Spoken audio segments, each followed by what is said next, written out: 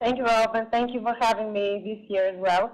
So I'm Marian Tsepeli, and I'm a dear friend of EFLtalks who is sitting right here next to me. And this year I'm going to talk about revision and how we can build it in our weekly and daily lessons. And the basis upon which I will base my presentation is that in order for our revision to be successful, it needs to be based on self-reflection, on relatability, and creativity on the part of the student. Next slide. Okay. So, first of all, we have to build on what students know. For example, when we are introducing a new unit, a vocabulary unit, grammatical structures, we should not just break away from the past and go on to this new area of language that we are in. We must build on what students already know. We must follow, as I have other presenters say, this spiral motion of education, where you proceed to the next one, but based on what the students have already been taught.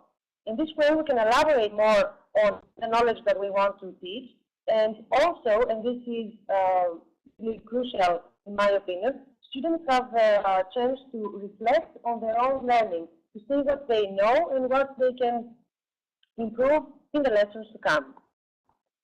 So upon this idea of self-reflection comes the self-evaluation that I'm going to talk about now. I think that students should be aware of their progress, on what they know and what they need to work on. So, for example, when they are having an activity, they should give reasons on why they have chosen a particular answer and not another answer. At home, they can also quiz themselves. How much do I know about the simple present? How many collocations can I find with the verb look, for example? And another practice that I use with my classes is that at the end of each test, I have a self-evaluation module where the students put a tick if they are satisfied with their performance and the area with which they are satisfied. For example, in this test, I did well on the vocabulary, but I need to work on, for example, comparative or superlative or the irregular adjectives, for example. And in this way, they become more aware of what they know and what they need to revise even more. Now, moving on, I think that, as all of you know, students love to do role plays, so we can give them guided role plays so that they can practice the language that they have learned. Another nice practice is for them to teach and explain to their fellow classmates what they've learned the previous day, which they love to take on the role of a teacher. And another thing that students also ask us to do is to let them make presentations of the structures that they are learning. They can use PowerPoint, Prezi, or Padlet, or even make YouTube videos. And I'm all up for the students taking initiative and taking responsibility for their own learning. Now, next up, and this is especially helpful for more kinesthetic types, the students can use mind mapping to codify what they've learned. It's not very visible here, but I have created a mind map of my own using XMind, which is a program that you download in your computer to explain the comparison. Students can also go online to mindmapping.com or use a piece of paper to make a mind map of the vocabulary that they are learning or of the grammatical structure they are being taught, and they can also come back to it over time and add things that they are learning in lessons, in future lessons. And this is this slide here is especially dear to me because I think that what is missing from English learning today is that students feel that English is a subject or it is a means to an end, a means to get a certificate or a degree or something like that. I think and if you ask them, they all know the rules, they all know the vocabulary passively, and what is missing is relatability, that we should relate the language to real life. So we can assign students to research or to read something that is based on their interest, for example, astronomy, or give them a sense of the English language through fiction, films, poetry, so that they can understand how language is used to convey feeling, to convey thought, or even use the well-known TED Talks, which are inspirational talks for any subject imaginable. And so touch upon their interests and let them know that English is a language that is alive and is used to convey things, not just gut feels or, I don't know, find the correct answer for the question above. Next, and I think that this is gaining momentum day by day, is creative writing.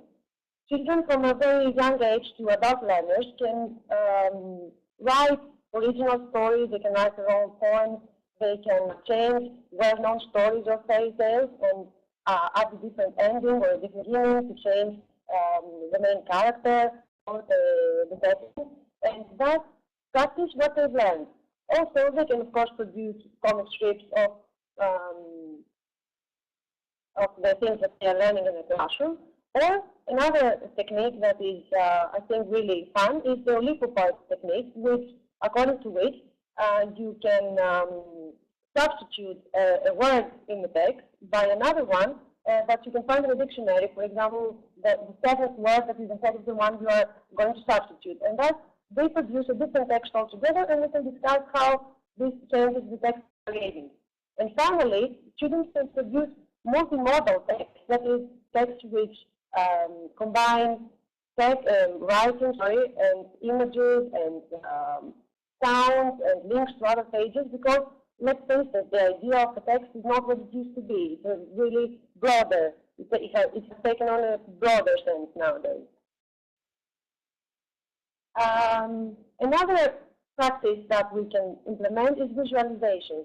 And students can make their own word clouds of the vocabulary that they are learning, or we can assign them to make, for example, the portrait of a well-known person using a simple past, for example, using plain space infographics.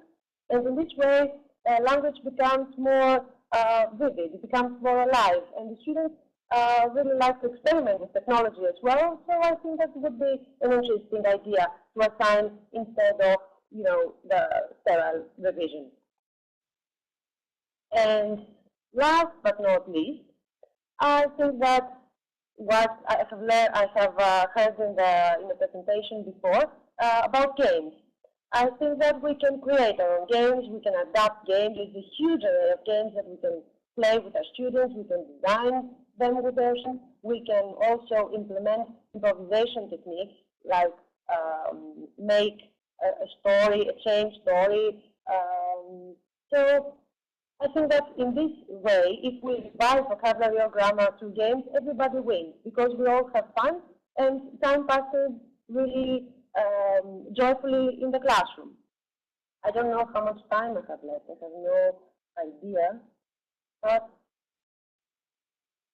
I think that I have finished my presentation, more or less.